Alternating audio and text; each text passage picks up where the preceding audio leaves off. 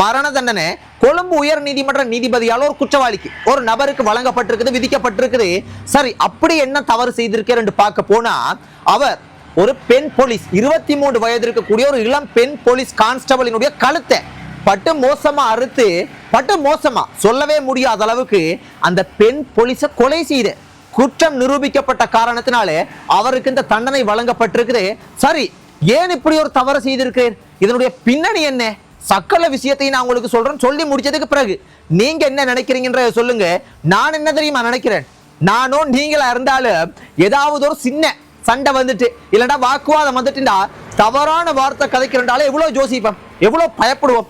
சரி, ஒரு கோபத்துல எங்களுக்கு முக்கியமான நபரா இருந்தா கூட ஒரு கை நீட்டுற அளவுக்கு ஒரு கோபம் வந்தா கூட, கை நீட்டுறா கூட எவ்வளவு யோசிக்க வேண்டியிருக்கும்.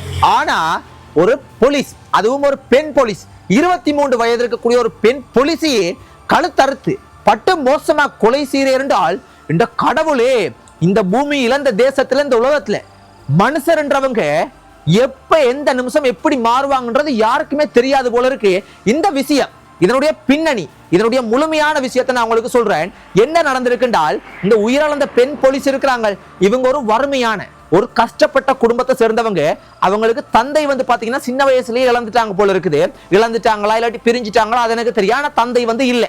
தாயோட தம்பி தங்கச்சியோட கஷ்டம் வறுமைகளை கடந்து வாழ்ற ஒரு குடும்பம். சோ இதனால அந்த பெண், அந்த போலீஸ் வந்து போலீஸ் ஆகிறதுக்கு முதல் என்ன ஜொப் தெரியுமா செஞ்சிருக்கிறாங்க, இந்த லேபர்ஸ் வேலை இருக்குது.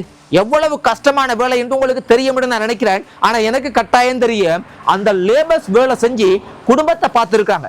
அதை விட மிகப்பெரிய ஒரு அர்ப்பணிப்பும் செஞ்சிருக்காங்க. அதாவது வறுமை, கஷ்டம், பணம் தேவைன்றனால இவங்களை பல்கலைக்கழக கனவை கூட நிறுத்தி போட்டு போலீஸ் வேலையில சேர்றதுக்காக போலீஸ் ட்ரைனிங்க்கு 2009ஆம் ஆண்டு போயிருக்காங்க. அந்த சமயத்துல தான் இந்த குற்றவாளி என்று சொல்லப்படக்கூடிய இந்த நபரை சந்திக்கிறாங்க. பாருங்க எப்படி தொடங்குது, எப்படி தொடங்கி எங்க வந்து முடிய போகுதுன்னு மட்டும் பாருங்க. அந்த நபரோட தொடக்கத்துல நல்ல அழகா பழகி, ஒரு நண்பர்களாக பழகி, அந்த நண்பர்கள் காதலாக மாறி அழகான ஒரு வாழ்க்கை, அதாவது கவலை துன்பமாக இருந்த அந்த வாழ்க்கை கொஞ்சம் சந்தோஷம் மகிழ்ச்சியாக மாறுது. சோ அது அப்படியே தொடக்கத்துல அப்படியே நண்பர்கள் காதலர்களாக மாறி திருமணம் என்ற கட்டத்துக்கு போகுது. 2 குடும்பத்துக்கு தெரிஞ்சு 2 குடும்பமும் விருப்பம், சம்மதம். அந்த திருமணம் ஆகிறதுக்கு முதல் ஒரு 2 பேருமே சேர்ந்து ஒரு 40 எத்தனையோ பேச்சு இருக்கக்கூடிய காணியும் வாங்கியிருக்கிறாங்க. ஆனால் இந்த பெண் போலீஸ் இருக்கிறாங்க, இவங்க ட்ரைனிங்ல மீட் பண்ணி போலீஸ் ஆகி இப்படி எல்லாம் ஒரு கட்டம் கட்டமா 2 பேருமே வந்து வளர்ந்து வந்திருக்காங்க. ஆனா இந்த பெண் போலீஸினுடைய தாய் இந்த திருமணத்துக்கு விருப்பம் இல்லை, எதிர்ப்பு. ஏன் எதிர்ப்பு தெரிவிக்கிறாங்கன்னு பார்க்க போனா அதுல கொஞ்சம் நியாயமும் இருக்கு. அதாவது இந்த நபர் இருக்க இந்த குற்றவாளி, இந்த குற்றவாளியும் போலீஸா, இந்த குற்றத்தை செய்திருக்கார் இவரும் போலீஸ். நல்லா கேளுங்கள், எப்படி கிரிமினல் வேலைகள் நீங்க சொல்லுங்க. நான் அவங்க தவறு இவங்க தவறு சொல்ல வரல, நீங்க முழுமையா சொல்லுங்க கேட்டு போட்டு. அப்ப இந்த பெண் போலீஸினுடைய தாய் வந்து ஏன் விருப்பம் இல்லை, ஏன் எதிர்ப்பு தெரிவிக்கிறாங்க என்றால், இந்த நபர்கிட்ட கடும் கெட்ட குணங்கள், தவறான குலங்கள், சில தீய பழக்க வழக்கங்கள், சொல்ல முடியாத எக்கச்சக்கமான சிக்கல் எல்லாம் இருக்கிறத அடையாளங்கள் இருக்காங்க. சோ தாயினுடைய, அதாவது மகளினுடைய வாழ்க்கை சீரழிஞ்சு போகக்கூடாது, மோசமாக போகக்கூடாது என்ன செஞ்சிருக்காங்க, இந்த திருமணம் வேணாம், இந்த திருமணத்தை நிறுத்துன்ற அளவுக்கு எதிர்ப்பு தெரிவிச்சிருக்காங்க.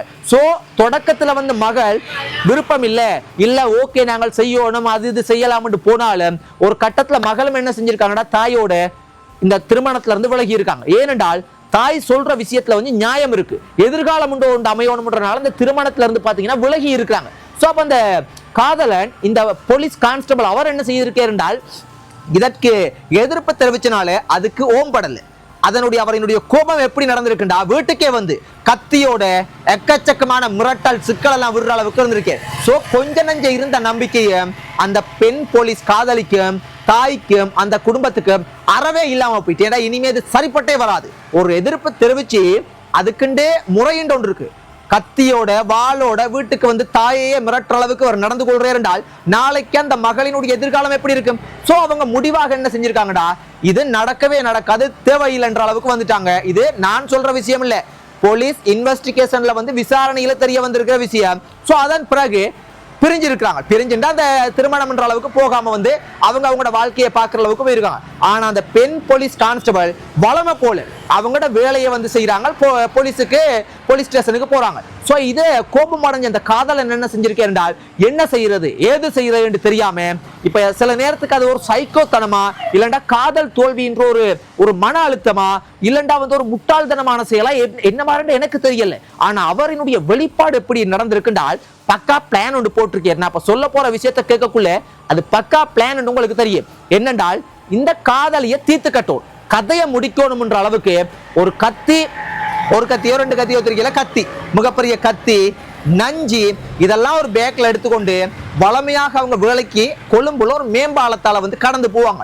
அப்ப அதை அவர் தெரிஞ்சு அந்த மேம்பாலத்துல வந்து அந்த காதலியை நிறுத்தி வாக்குவாதத்துல ஈடுபட்டிருக்கார். கதைச்சி வாக்குவாதத்துல ஈடுபட்டு அது என்ன நடந்திருக்கின்றால், அவர் மறைச்சு கொண்டு வந்த கத்தியால அந்த காதலியை, அதாவது போலீஸ் காதலி என்றாலும் போலீஸ், அவங்க கழுத்து அறுத்து உடல் முழுக்க அங்கஞ்செல்லாம் வெட்டி துண்டு துண்டு ஆக்கி அங்க பார்த்த மக்கள் காப்பாற்றுறதுக்கு முயற்சி செய்திருக்காங்க. ஆனால் கத்தியை காட்டி மக்களையும் மிரட்டி கொலை செய்துட்டேன். கொலை செய்து போட்டு என்ன தெரியுமா செய்திருக்கிறேன், விஷம் கொண்டு வந்திருக்கேன். அந்த விஷத்தை அந்த காதலிக்கு வந்து வாயில ஊத்தி போட்டு மீதமா இருந்த விஷத்தை வந்து இவர் குடிச்சிருக்கிறேன். சோ இப்ப இந்த சம்பவம் நடந்து முடிச்சு, இவரும் ஹாஸ்பிட்டல்ல அவங்க இறந்து போயிட்டாங்க. இப்ப போலீஸ் வந்து விசாரணையை தொடங்குறாங்க. இவர் என்ன தெரியுமா வாக்குமூலம் கொடுத்திருக்கிறேன், இந்த கொலைக்கும் எனக்கும் எந்த ஒரு சம்பந்தமும் இல்லை, நான் அந்த காதலியை வந்து சந்திச்சு நான் காதலுக்கு மறுப்பு தெரிவிச்ச காரணத்தினால நான் கம்பல் பண்ணான், அதாவது கட்டாயப்படுத்துற மாதிரி கதைச்சினான். ஆனால் நான் கொலையை செய்யல, எனக்கும் அவங்க கதைச்சது மன அழுத்தம் எனக்கு அப்படின்ற காரணத்தினால நான் வந்து நஞ்ச குடிச்சிட்டு நானும் சாகரத்துக்கு தான் முயற்சி செஞ்சேன் வாக்குமூலம் கொடுத்துட்டேன். பாருங்கள் எப்படி பிளான் உண்டு, அவரும் போலீஸ்ன்றனால எப்படி பிளான் பண்ணிருக்கேன். ஆனால் அதை செய்து போட்டு போலீஸுக்கு சிக்கல் பிடிபட்டுச்சு. அதாவது விசாரிச்சு அதை பார்த்த ஆட்கள்கிட்ட வாக்குமூலம் எடுத்து இப்படி ஏகப்பட்ட முயற்சிகள் எடுத்திருக்காங்க. இந்த சம்பவம் 2009ஆம் ஆண்டு இவங்க சந்திச்சு போலீஸ் ட்ரைனிங்ல வந்து காதலிச்சு தொடங்கி 2013ஆம் ஆண்டு தான் இந்த கொலை சம்பவம் நடந்திருக்கு. ஆனா 2013ஆம் ஆண்டுல இருந்து இப்ப 2026 இந்த கேப்ல இவர் வந்து தலைமறைவாகவும் ஆகியிருக்கிறார். அதாவது இவர் குற்றவாளி என்று கிட்டத்தட்ட சில வருஷங்கள் போகக்குள்ள வந்து குற்றவாளி என்ற அளவுக்கு இவர் வந்ததன் பிற்பாடு இவர் தலைமறைவு ஆயிட்டு, இவர் வந்து ஆளையே காணல. அதன் பிற்பாடு இவரை கைது செய்ய சொல்லி உத்தரவு பிறப்பிக்கப்பட்டு ஒரு வழியா இவர் கைது செய்யப்பட்டு இவருக்கு இப்ப இந்த வருஷம் இப்ப கொழும்பு உயர் நீதிமன்ற நீதிபதியால அவருக்கு மரண தண்டனை விதிக்கப்பட்டிருக்கு. யோசிச்சு பாருங்கள், ஒரு காதலியை உண்மையாக அன்பு செய்யறது அதனுடைய அர்த்தம் என்ன? அவங்களுக்கு விருப்பம் இல்லைண்டா அவங்கள கட்டாயப்படுத்தி திருமணம் பண்ணி என்னண்டு வாழையிலும் எனக்குண்டா புரிய மாட்டேங்குது. ஒரு அன்புன்றது என்னது? எங்களை பிரிஞ்சு போனாலும் அவங்க நல்லா இருக்கணும், சந்தோஷமா இருக்கணும், மகிழ்ச்சியா இருக்கணும், என்னோட தான் வந்து சந்தோஷமா இருக்கணும், என்னோட தான் வாழ்ந்துதான் சந்தோஷமா இருக்கணும்டா அதற்கு பெயர் அன்பு இல்லை, ஒரு அடிமைத்தனம். அது ஒரு மிகப்பெரிய ஒரு சர்வாதிகார விஷயம். ஆனால் என்னைய பொறுத்த மட்டும் நான் ஒன்றே மட்டும் சொல்றேன். பாருங்கள், 2009ஆம் ஆண்டு 2 பேருமே நண்பர்களா இருந்தாங்க, அதன் பிறகு காதலர்களாக இருந்தாங்க. அதுக்கப்புறம் கணவன் மனைவி என்ற கட்டத்துக்கு வரும்போது அது வந்து சில காரணங்களால இல்லாம போயிருச்சு.